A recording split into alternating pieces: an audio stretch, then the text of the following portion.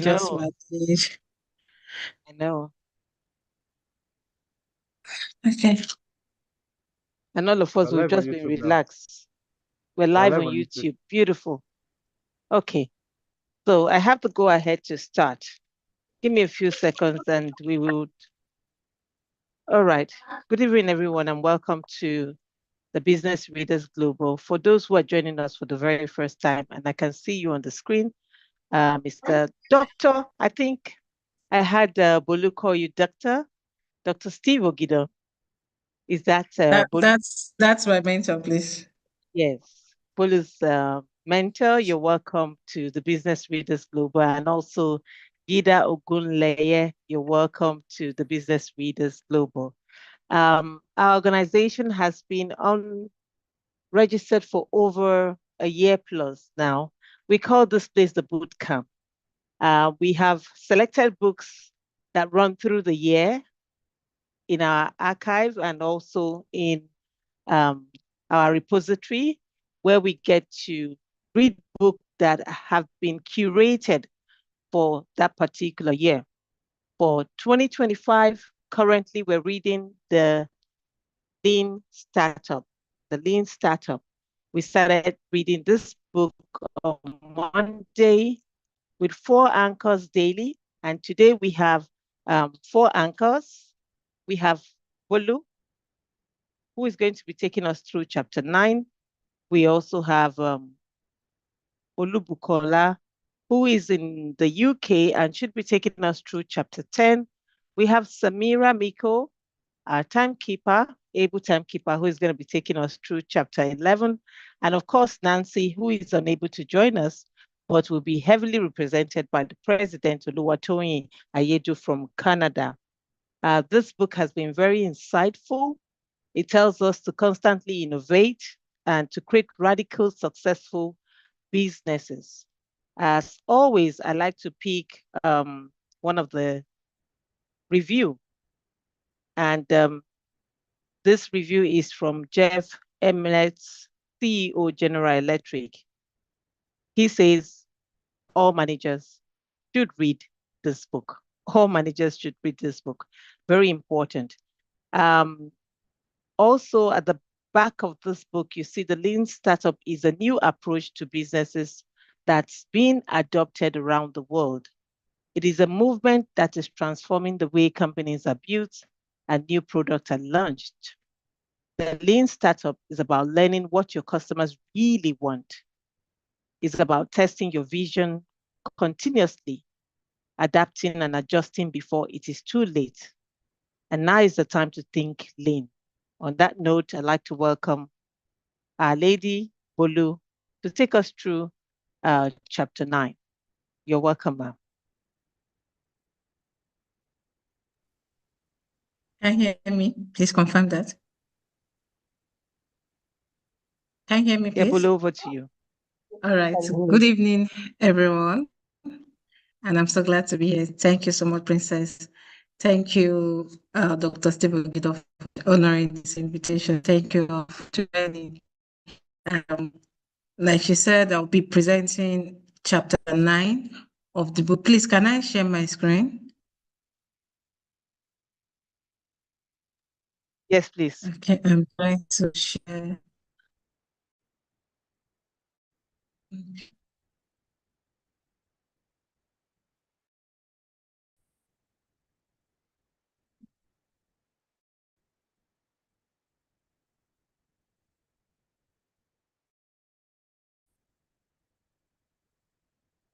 Can you see the screen? Okay, awesome. Please confirm if you can see my screen and hear me. Yes, we can see your screen and we can hear you. Oh, thank you, sir. All right. So this is chapter 9 of the Lean Startup by Eric Ries. And like the previous chapters that we've read, we have looked at, the book is about the idea of, is for startup entrepreneurs in general. And chapter 9 is going to talk about how we should rather work in batch size instead of box size.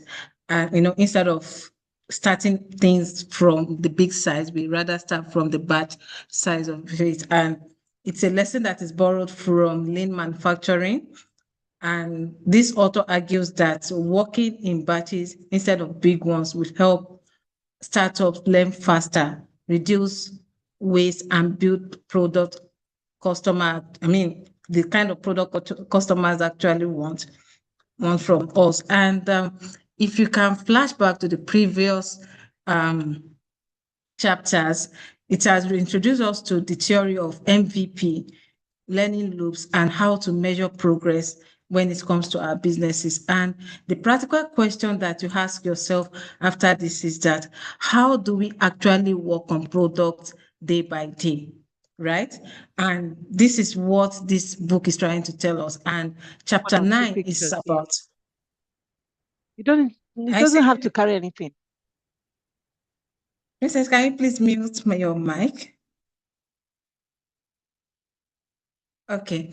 So the previous chapters has been explaining the theories of how to do our business, the MVPs of the business, learning the loops about our businesses, and how to measure our progress.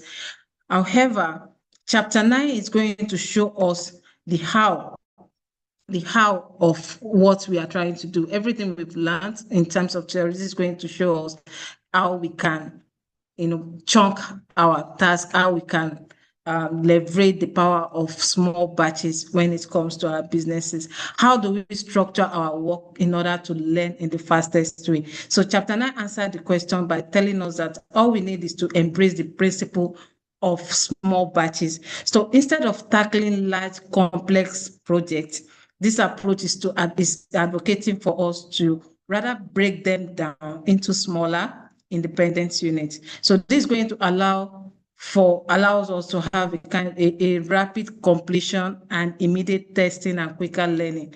And ultimately, it's going to accelerate, innovate, and reduce the kind of risk we are likely to encounter as startups. So the problem with large batches, as the book said, is that it's going to create a delay in feedback for months. When you focus on, when you start something big, when you are doing it like doing everything at a time, you're going to have a delay in feedback because you cannot know where you are doing well or where you are supposed to improve on. So for this, there's going to be mistakes in multiple, and it's going to be hidden until it's late. You will not realize the mistake you might have encountered or something you should have done better if you do things in bulk.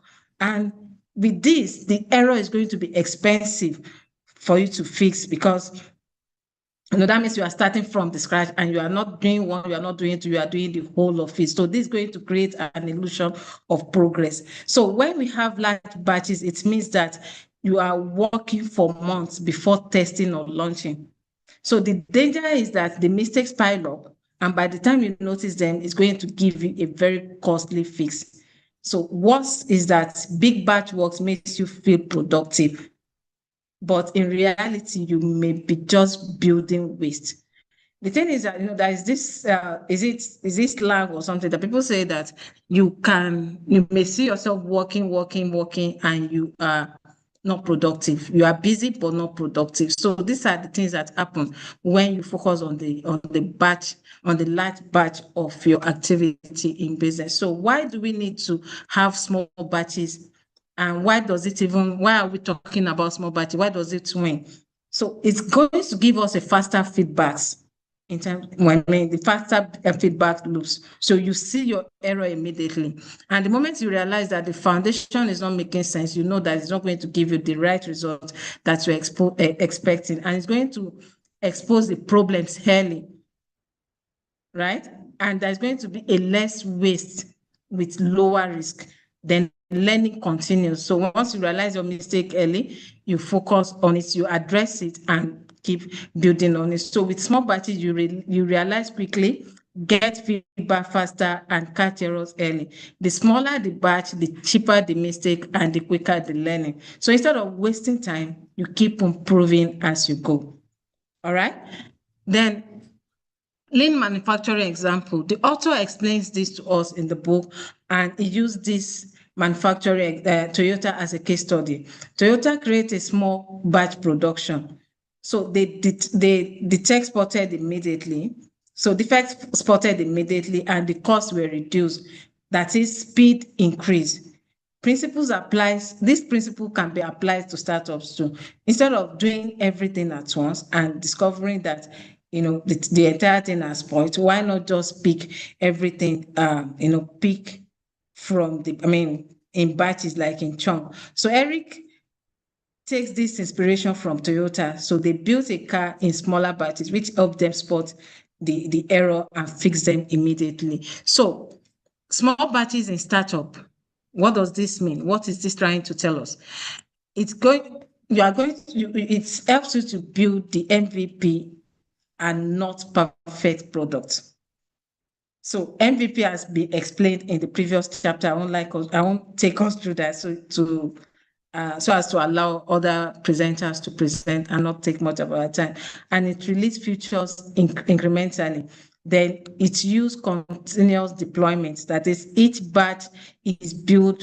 When you build a batch, you measure it and you learn the cycle, right? So in startup, small batches means launching MVPs instead of perfect products. It's not about being perfect. It's about starting small, learning from your mistake, and you build on it. So it means releasing small features at a time, not entire system with continuous deployment. Every batch becomes another learning opportunity.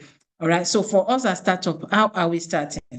If you cannot manage 20 million naira as a startup, 20 million naira as a startup, you will mess up with 200 million naira as a startup. So the thing is just trying to tell us that start from small, learn from your mistakes and build on it. So let's take this software example. And he explained that the old way of doing software, of building software, is to start with full system. That is a full system, then you test after 6 to 12 months. So from this, they adapt quickly based on data, save time, and avoid wasted effort. Then the lean way is for you to create small features and test immediately.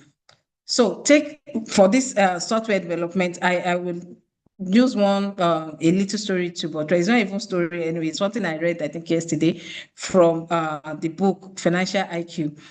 So the man explains that, let's say, for example, I want to learn web designing, right? He said, if you want to learn web designing and it cannot on a laptop or a system, or he doesn't even know anything, doesn't know how to hold mouse, and he has interest in learning web designing. So learning web designing is the bigger goal, is the bigger thing that he wants to learn. But in this case now, it cannot even on the laptop. So if I now decide to learn web designing, I will be frustrated because I will not get the point. I won't even be able to do it. So why can't I just go to the barest one, to the smallest skill, and learn how to use a laptop, starting from the Microsoft, the opening of the computer, getting to install apps and all. So that is just an analogy of what this software example is trying to explain. And we can also apply that to our systems as entrepreneur. So you build feature, you test with users and adapt. So that is what software building is about. You build it, you test it, you get feedback from users, and you adapt based on their experiences, then you build on that. So this is going to prevent building things that people don't want. So you don't want to be creating trying and error and just be losing. You don't create product because you love it or because you think it's the best for you. And that's one mindset about entrepreneurs. Our ideas are always the best. Like, you have this inspiration, you just woke up early in the morning and you are all over the moon, you are loving the ideas and all. But have you been able to run it with other people? Have you tested it before you invest all your money into it? Are you even sure people are going to buy from it? Because many of us create product for ourselves without creating product for the market, for the people that are going to buy. So that is what this ideology is about. So when we create things in small batches, when we operate using small batch method, there's going to be a learning advantage. So this is telling us that we have small batches and it's going to provide short learning cycle. So it's not taking months, it's not taking years. You learn like immediately. And the mistakes are cheap to fix. The mistakes are cheap to fix. You see your mistake, then you quickly build on it. Right? You quickly correct the mistakes and build on it. And it builds validated knowledge faster because you have seen it. It's more of what you have experienced. It's not until it goes into the market and you are messing up, or many people have already seen it and it's spoiling your brand.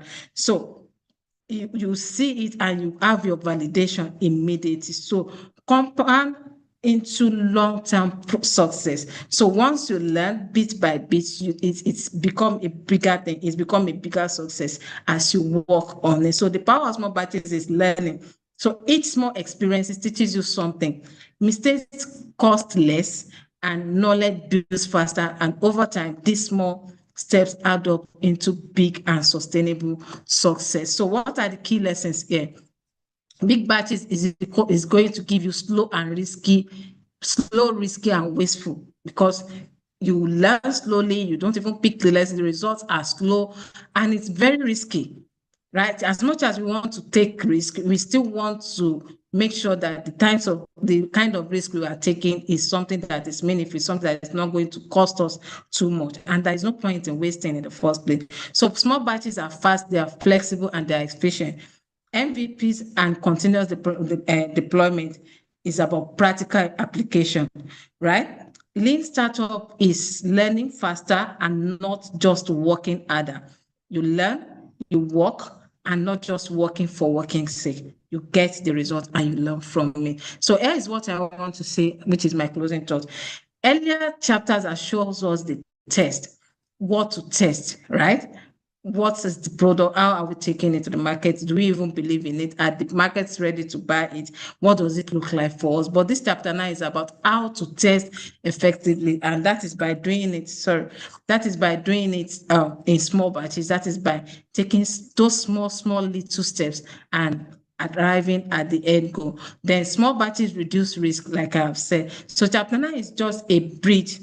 The earlier chapter told us what to test, and this chapter shows us how to test in the smallest way possible. So the final message is very, very simple. My final message for you is simple. If we want to succeed, we must learn fast.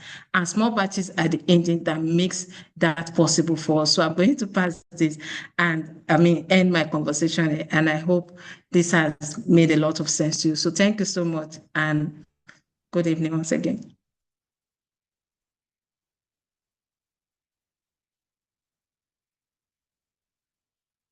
Princess, I'm done.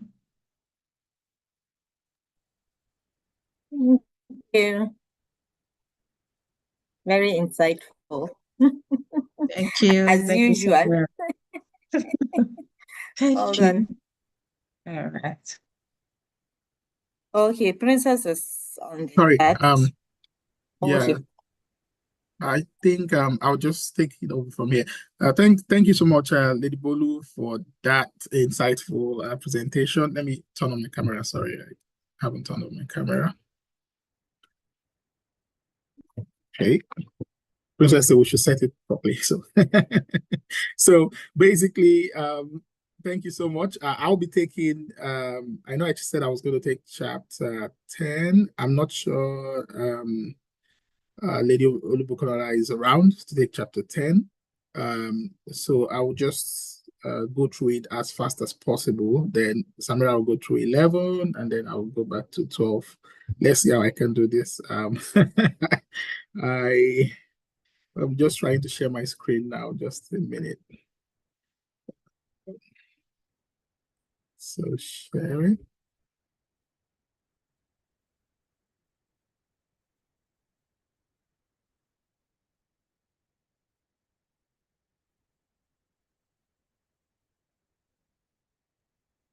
Okay, so we'll be looking at chapter 10 of this book, which actually is hinged upon growth. Actually, the title for chapter 10 is growth. So we've been just been by the last speaker, we've just been told how we can have sort of leverage on being working on our product in a quite a circumspect way, by batching it and ensuring that okay, we are not just doing everything all at once, to ensure that we are having that leverage on doing things in bits, when I say bits, bit size or bite size. So next, like I said, is on growth. So how can we maximize the growth of a startup? Basically, we're talking about the lean startup. How can we maximize the growth of a startup? And here, sorry, let me just quickly go back. Here in the book, the writer talks about two startups that had the same challenges, even though they were in different ecosystem, kind of business ecosystems. So, and they sort of face the same type of problems. But let's see how they navigated through this. So one of the easiest ways for growth in any organization, basically, whether a startup or whichever type of organization it is word of mouth. Basically, when we tell others about the products that we've used, about the services that we've had access to, it helps us to grow. It helps the brand rather to grow really fast, because people have more trust and more confidence when a friend tells them that, oh, I've used this, I've used this service, I've used this. It even gives you more confidence than when you just see an advert on the TV, because basically someone has had the experience of that product or the experience of that service. So that's one way. Another way that growth comes easily is through product usage. Here we see that increased product usage not only drives customer engagement, but also enhances visibility, attracting new users through demonstrated value. And another way is through funded advertising, which I mentioned earlier. Of course, remember when we were growing up, we had adverts like Lifebuoy on the TV. We had adverts like Joy Girl. We had adverts like, who can remind me which other one we had? If you grew in my era. So we had all those adverts. Today we have Indomie, we have what have you. And those adverts, we know that straight away they drive value for the organization because they bring customers their way.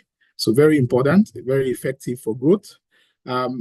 Also, we're looking at repeat use. When people use something and then it works for them, the product works, generally, you just want to go get that product again. So it kind of sustains the engagement over time. So these are some primary ways we can, drive growth in organizations or in our organizations, be it a startup or whatever. And I'll just be going to emphasize on these two different type of growth definitions as defined by the writer. So he talked about sticky engine of growth and the viral engine of growth. And in the case of the sticky engine of growth, it says that the sticky engine of growth emphasizes retaining existing customers by focusing on engagement and tracking metrics like retention and churn. Of course, we know retention is trying to keep your customers in place, the ones you've already acquired. When you have customer acquisition, you look at how do I retain these customers, and churn, which is the opposite of retention. Customers leaving you probably after a period of time. So you need to have tracking metrics for these different scenarios, because that's the only way you can use those that data, to make informed decisions. So it says, well, when new customer acquisition outpaces churn, making customer satisfaction a priority, right? So if your customer acquisition is more comes more often, that means you're making your customer satisfaction a priority. And the other one, which on the other hand is the viral engine of growth, relies on user-driven marketing to achieve exponential growth through referrals. It is characterized by high viral coefficients, where satisfied customers promote the products to new users, like I said before, creating a self-sustaining cycle of acquisition. So whichever way we are using for our growth strategy, we just have to be bang on. So I will just say one or two things about this and move on quickly because of time. In the initial case, which I mentioned, two different startups having the same issues. The writer kind of posits that both startups utilize the sticky engine of growth, but neglected essential tracking metrics like retention and churn, like we said, the oversight in that their ability to gauge customer loyalty accurately and understand the factors affecting their growth trajectory. So every startup, you must always have enhanced customer engagement. You must always look for ways, of measuring your customer retention, your customer churn rates, from time to time. One thing I would like us to do is, go back after reading this book, just to probably the glossary of the book, because in startups there are what do you call it? There are specific terminology that's been used in the industry. So if you're someone who's interested in having, maybe you want to raise capital and all of that, these are the sort of terminology that will come up during your engagement with VCs, angel investors, what have you, equity,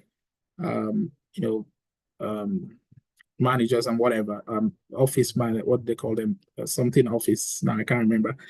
So these are the sort of words that you would hear: churn rate, retention rate, blah blah blah. They are very important words in a startup ecosystem. So yeah, it's also talking about prioritizing customer satisfaction, and which is very important. If whatever experience that your customer get the first time is very important, because that is what determines whether they stay or they go. Yeah. So also referrals cannot be overemphasized, because it is what people would, you don't need adverts, right? Paid adverts. With referrals, people will just keep talking about your business, even behind you. It's like you are sleeping and somebody is mentioning the name of your business and giving you that advantage. So very important, that referral, we should have a sort of mechanism that would make people able to refer others, right? So in some cases, in some companies, you even get referral bonuses, right? When you refer somebody, you get $10, you get $5, you get 10 naira, 20 naira here and there. That makes it really a powerful marketing tool. So very important. So also we have things like, the paid engine of growth, which we talk about. Okay, I would like to define your customer acquisition cost here, and lifetime value, or versus lifetime value. So customer acquisition cost really is what is the cost of acquiring a new customer, from end to end, or from cradle to there's a way they call it, from cradle to that's from the very starting point to the end. How much does it really cost you to acquire new customers, and versus the lifetime value gained from that person being a customer. So that person, let's say it costs you 50 naira to acquire a new customer, because you have paid for adverts, you've paid for other things, and then the person only stays with you and spends probably 20 naira on your platform.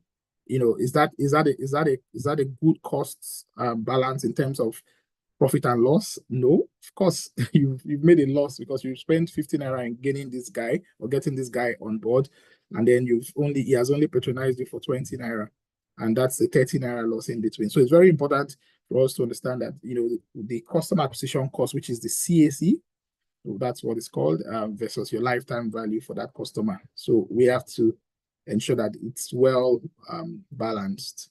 And so I'll just skip through all of these words because of our time, so that next speaker can come on. So we also need to have continuous monitoring and adjustments, for our data, looking at real life or real time performance, and adjusting, strategies to gain new customers. Tracking growth metrics effectively, very important, very important, so for us to keep going. And, if we're talking about product market fit, very important. How viable is your product in the market? If you take a market that's not fit for a product that's not fit for the market, first time it already devalues you in terms of your value, your brand. You don't have a good product out there, and that's the end of it for you. So very important for us to understand product market fit. Sometimes you could exhaust your growth engines, the ways which you have come across your previous growth trajectory. Let's say you've been doing well in this way, and then at some point it feels like you're exhausting it. You have to look for new ways. You have to change strategies, exploring new growth avenues, basically. And adaptability is crucial, very, very necessary for growth. Continuous assessment of growth engines, look at the ones that are working, the ones that are not working, ditch the ones that are not working, and go, probably double down on the ones that are working. Robust organizational structures, you need to have good process in place and everything. And it's also, this chapter also talks about building resilient strategies for sustained growth. So in conclusion, I'll just say organizations must develop robust structures that enhance adaptability and responsiveness to market changes. The agility is essential for maintaining growth momentum and effectively addressing emerging challenges. Thank you very much. And I'll pass the mic to, I'll stop sharing and pass the mic to the next speaker, Samira, Miko, over to you. Thank you so much.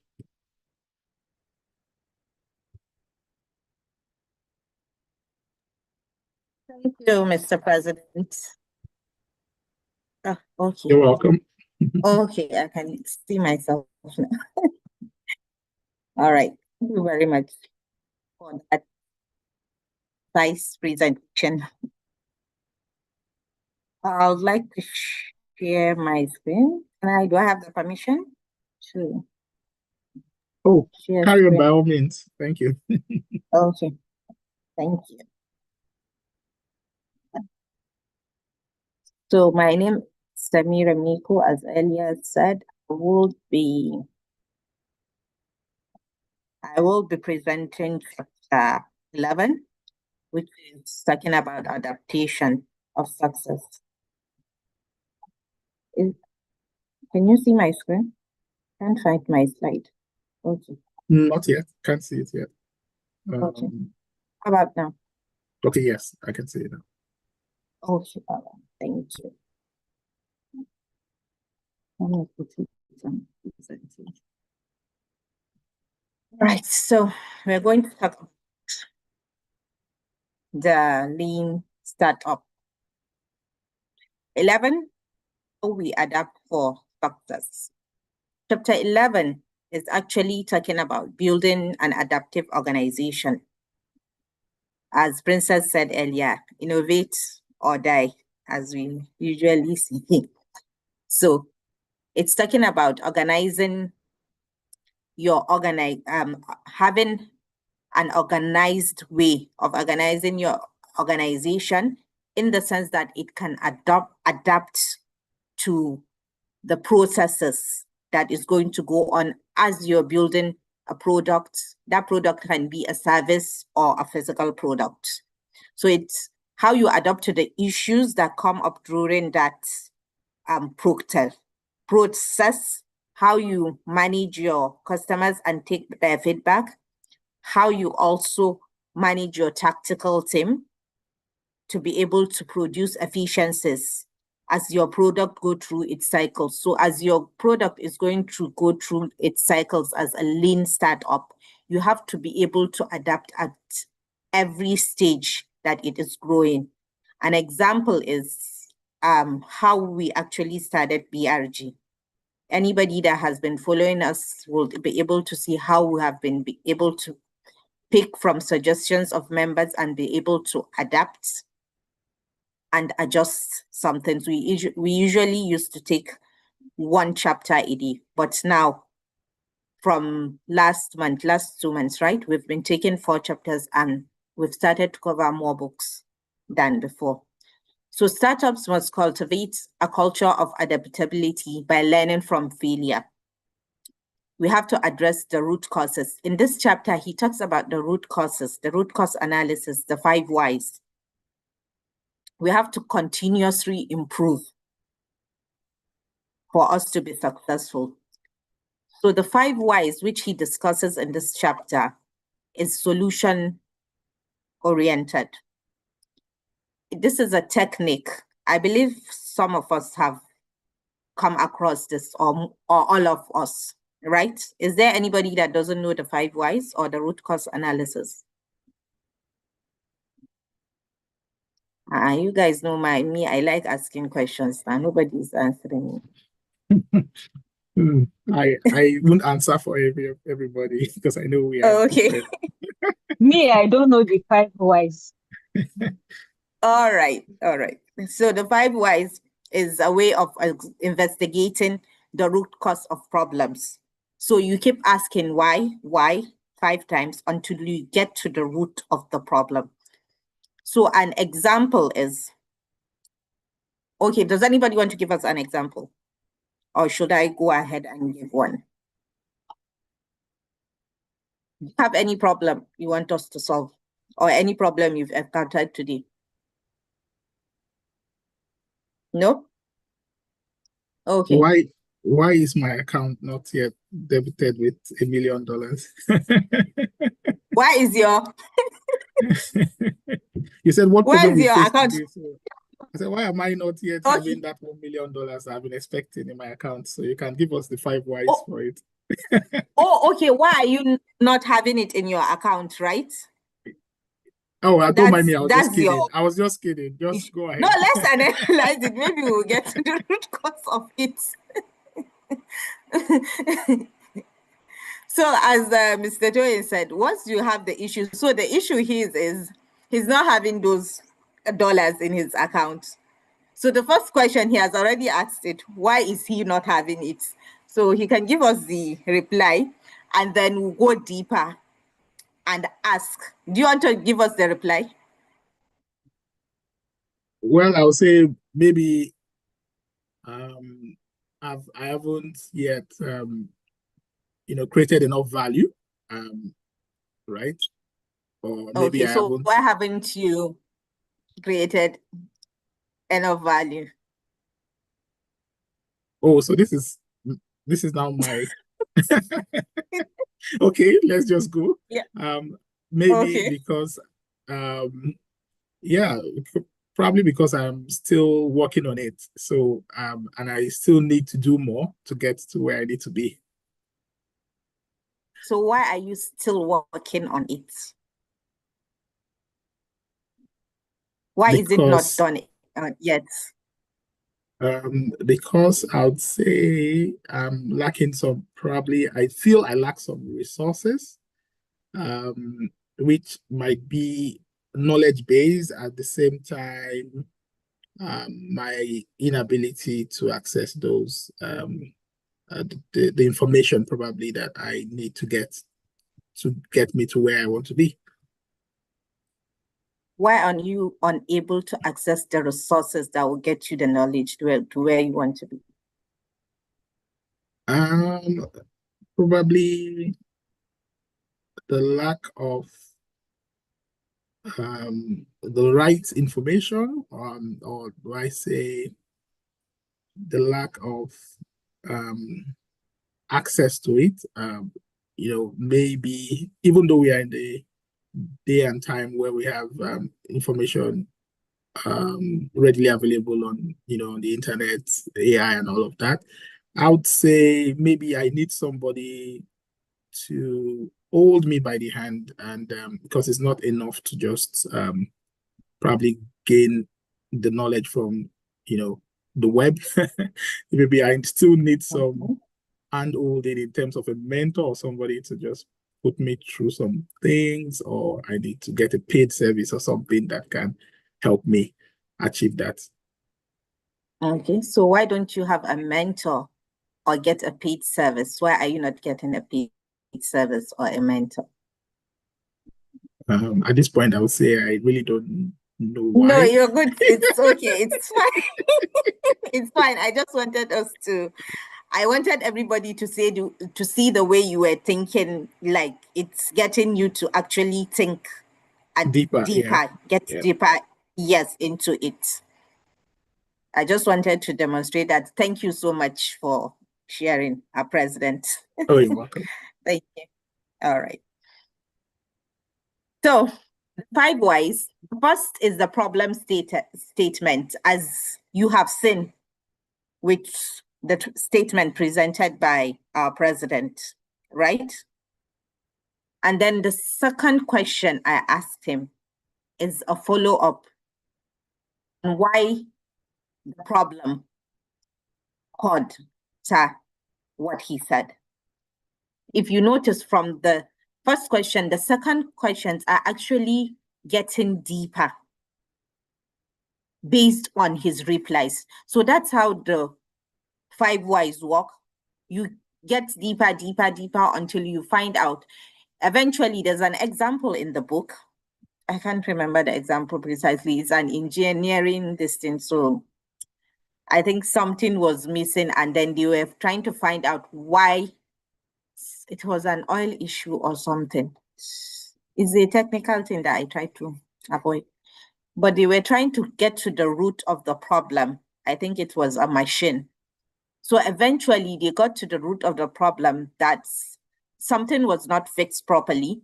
And then eventually, why it was not fixed, it got to be a human issue, technical issue, an error from a human as they got deeper. So that's the sense of 5 whys. For you to go deeper and look at the root cause of the problem rather than in the symptoms. So the 5 whys, he says in the book, act as a natural speed regulator, because the more problems you have, the more you invest in solutions to those problems. But if you actually get to the solution of the root cause of the problem, you tend to save your investment, save money solving symptoms. Okay?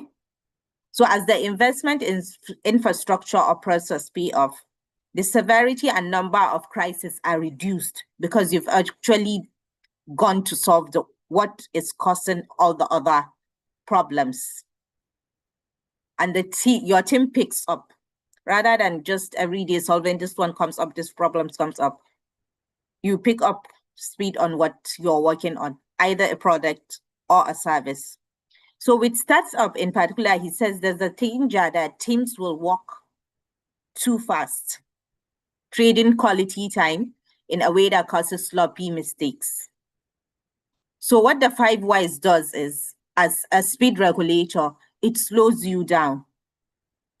It prevents it allows teams to work at optimal pace.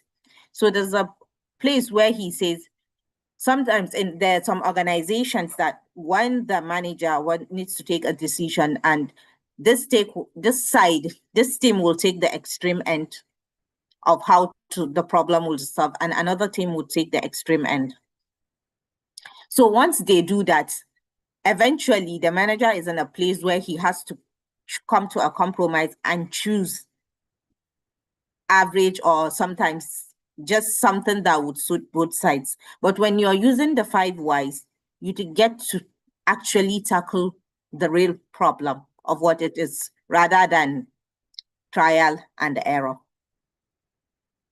So he also talks about the culture of learning. So learning requires transparency and accountability. So feedback, we say, is the breakfast of champions, right? So regular feedback enhances team collaboration. So continuous learning from the failure of the process and how to implement it brings about effectiveness in the team. He also talked about training new staff, where he said if he had asked him before he had actually written this, he would tell you that he used his company IMVU as an example, that they didn't need to train new staff. But eventually, now he has realized that, okay, it's very important to actually onboard new staff. So they came up with a process of a mentor. You'll be trained and then you'll be attached with a mentor, and both your performances are actually tied to, both your KPIs are attached to the performance of the mentee and the mentor. So the mentors actually take it seriously. So they learn on the job with somebody guiding you to do it. So what he's talking about here, if you notice, it's all about solutions. There's where he actually talked about the 5 blames, because sometimes the why tends to cover blames, trading blames. So he talked about the whys, when used correctly, do not lead to blame shifting, exchanging blames, blaming each other. So the solution, there are proportional solutions, matching fixes. So for each problem, the size of the solution should match the problem. That's if we want effectiveness. And then he also talked about avoiding overcorrection. So we're supposed to actually use the feedback, measure the changes carefully, and prevent new issues or complications. So for each, that means that analysis is important for you to actually pinpoint what it is you need to do about it. That is you now, instead of overcorrecting, using your whys to find out where the particular issues is and how you're going to make the improvement using measurement. In this case, as an engineer, he's talking about measurement, but in services and other products, even for tailors, we have to use measurement, carpenter measurement. So it applies to all technical vocations that actually use measurements.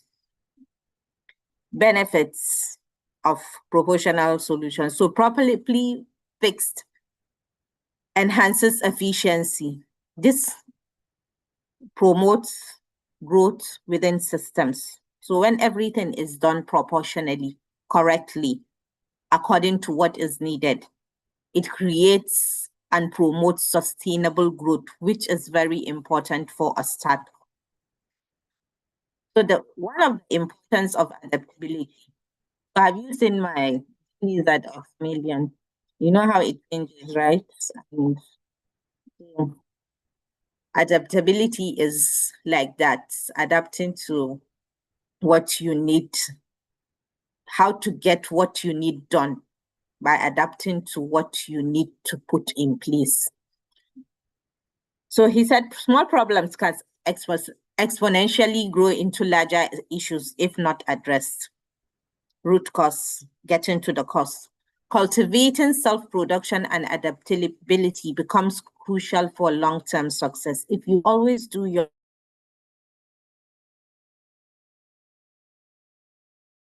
product, I think I can make an example with it. Let me use Apple, based on not even Apple, all those phones. They always have apps. They always have bug fixes and all that they do to improve on the apps. I'm not IT, but I'm just using this small one that I do. So they do bug fixes.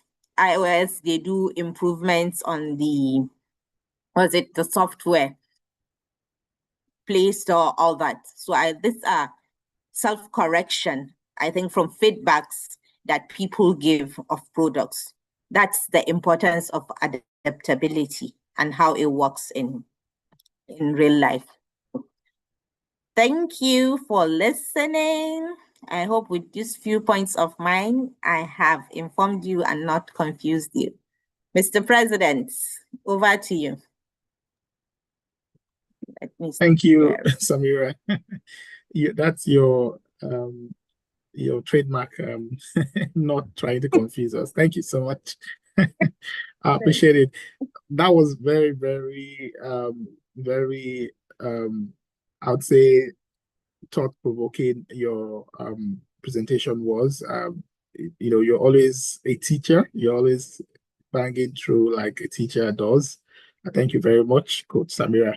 And so I will just lead us through the last chapter of this book, which is chapter 12. Sorry, not the last chapter of the book, but the last chapter for today, which is chapter 12. And unfortunately, I don't have slides for that, but I'll walk us through somehow. So if you just pardon me for a second there. The presenters didn't show up, so I'm just sitting in for them, but we have come to get knowledge and we'll get it. That's what matters. Okay, so chapter 12 says innovate. And remember, we're talking about the lean startup.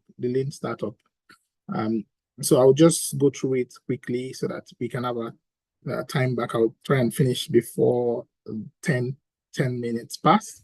Okay, so I've got probably less than about 5 minutes for this. So it talks about innovation basically. And like Princess said earlier, innovate or die. I think that was Kemi's words, innovate or die in the past. So basically, we know that conventional wisdom suggests that, larger companies stifle innovation and growth. And what does this mean? The bigger a company gets, sometimes it's very difficult. I mean, it's very easy for them to kind of stifle growth, which means they can just sort of lose their track or project their trajectory in terms of where they are going to. Because the bigger it gets, sometimes too many things come in the way, and then they lose this focus, and then that might even be the beginning of their undoing. So, for instance, there's a company which I worked for in the past. I wouldn't mention because we are online, but I think Princess mentioned the name of their what's it called? Their former or our former CEO at some point in time. The company became so large. In fact, it was the biggest engineering company in the world. I think you already have an idea at some point in time. But then they became even bigger and bigger, and they lost that trajectory. They lost that focus because now they had too many things to focus on. And then the very major things that generate so much profit for the organization were being thrown in the back burner, So sometimes this happens to companies easily, and innovation stops happening. And if that happens to any organization, then that's becomes the bane of that organization. So it's very important for us to understand that innovation is key in any organization, and the continuous innovation is what can make any organization survive. So next to that is what we call disruptive innovation, basically disruptive innovation.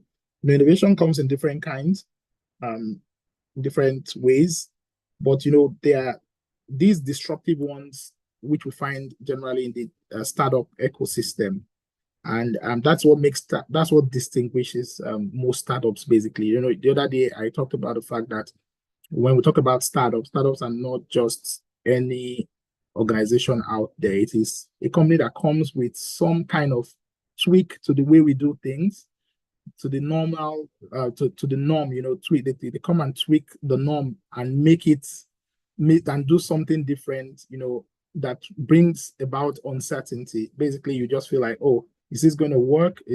How do we, acquire new customers? Or do we think new customers will like this product or service? That is what actually makes a startup a startup. So when we're talking about disruptive innovation, we have to look at it from that lens, that startups usually create disruptive innovation. So I'll give us some of the key attributes of this of disruptive innovation. We're talking about scarce but secure resources. Unlike larger divisions that may have budget padding, startups require tightly controlled funding that is secure from cuts. So basically, if you have all of these big organizations and all that, sometimes, when you go for a project or whatever, sometimes, people will come and put all the paddings, all the big costs within the budget. But when you talk about startups, one way for a startup to survive, because usually they're not usually exposed to having so much funds, and one way for a startup to survive is by ensuring that they work strictly by a very they work by strict budget, basically, very confined one that you cannot you just have to have all the bits and pieces very well fine-tuned and very well cut out. So basically, another key attribute of disruptive innovation is independent development authority. Startups teams must be able to autonomously develop and market products without excessive approvals, fostering a cross-functional environment. I also mentioned this the other day, when we talked about Intuit, I think that's the name of that company. They wanted to create a new way of going about tax returns for their customers. And what they did was that they set up a separate department or separate team within the organization and gave them the liberty to operate without, having to create bottlenecks and all of that. Because usually bottlenecks will slow things down. Bottlenecks would not even foster innovation. Remember, we're talking about innovative thinking within the startup ecosystem. So it's very important that, for you to have a disruptive kind of, innovation, you have to give that liberty to, especially if this startup is not, because remember we talked about the fact that startups could be within existing organizations. For instance, let's say Lever Brothers now. Let's say Lever Brothers, or I don't know if that company still exists as Lever Brothers, or let's say, what's the other one that we have, Cadbury or something, or what, I don't know if this exists in Nigeria. I know a lot of companies are leaving, unfortunately, but and let's say any of those companies now want to start some new product line. And what happens is usually you set up a new team, you set up the product development team and all of that, and then they go on to get that product initiated.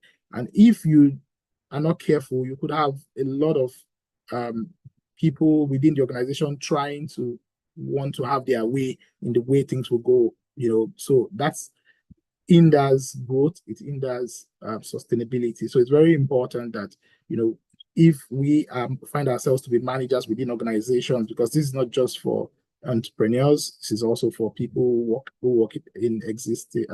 work as existing product managers or managers generally, departmental heads and whatever. You need to learn to give the free, and I'm not saying just not having that oversight or overseeing it at all, but you need to learn to give that team all the support that they have in a way that you wouldn't hinder their progress. Also, we look at a personal stake in the outcome. Entrepreneurs should possess a personal investment in their innovations, whether through equity or recognition, leading to greater accountability. Yes. So what I'm just trying to say here, what the writer is trying to say here is, don't make yourself distant from what you're doing, because you have a stake in it and then you want to see it grow, you want to see it develop.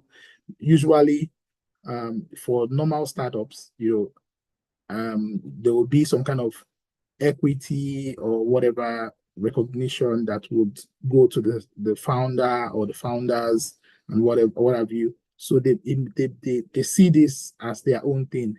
So they are able to pursue this and execute pursue this dream and execute, true and true. So also the writer talks about creating a platform for experimentation. It says to effectively innovate, it's crucial to establish a clear operational guidelines for autonomous teams. And in ensuring that, the parent organization feels protected while allowing teams to experiment, managers are held accountable for outcomes.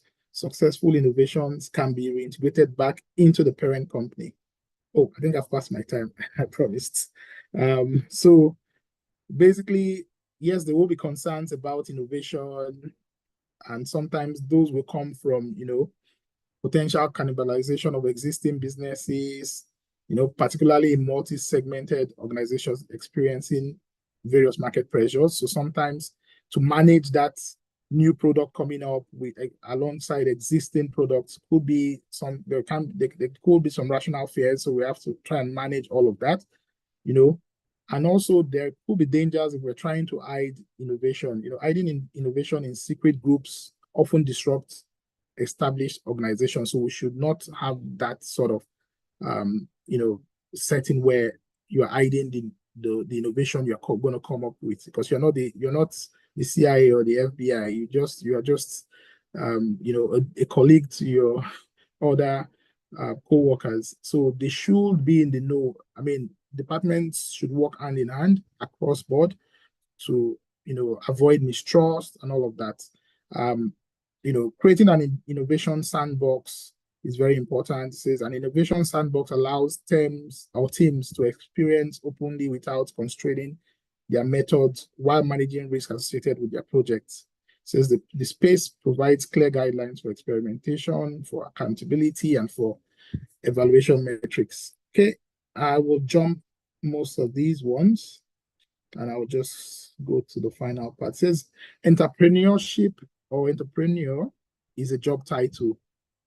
In a healthy workplace, entrepreneurship can be recognized as an ongoing career path. Employees should retain the choice to focus on innovation or the optimization of established products, fostering a flexible environment where individuals thrive.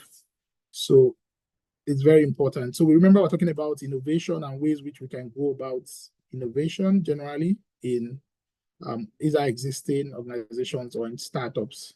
So in conclusion, I would just say, generally, we should have a system where, innovation thrives. We should have a system where we can look back and say that, we're not just doing things the same old way.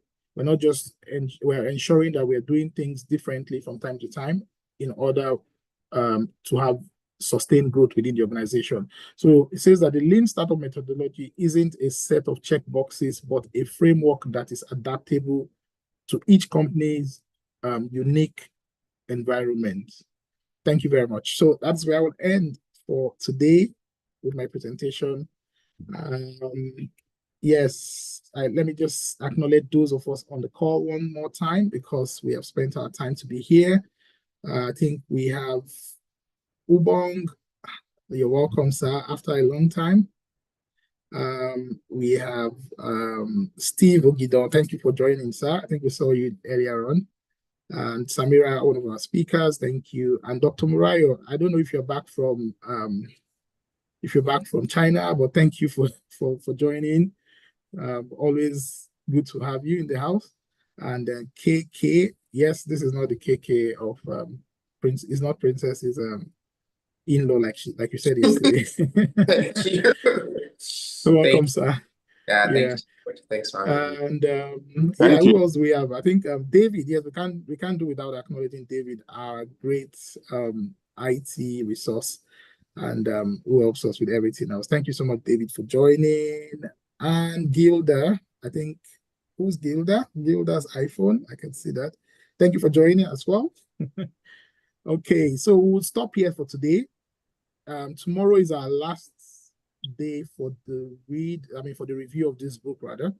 And let's do well to join on time, and then we'll just go through this and also probably some practical ways in which we can, or if we have any questions around the book, or some practical ways in which we can implement this, because generally this book speaks to a different industry, across different industries. This is not just an IT, though, the writer is from an IT background and it has a bit of more of IT sort of connotations and all of that.